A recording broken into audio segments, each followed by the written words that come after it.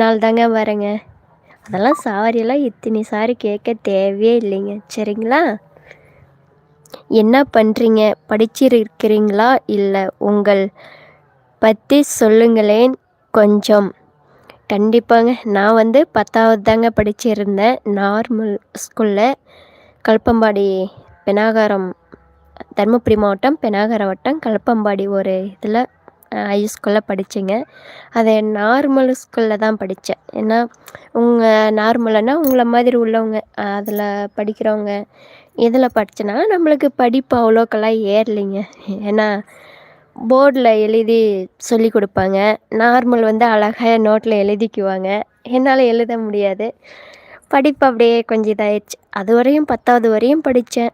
அதுக்கப்புறம் கல்யாணம் ஆயிடுச்சு. கல்யாணம் ஆகி இப்போ வீட்டில் தாங்க இருக்கிறேன். இல்லத்தரசி அவ்வளோதாங்க.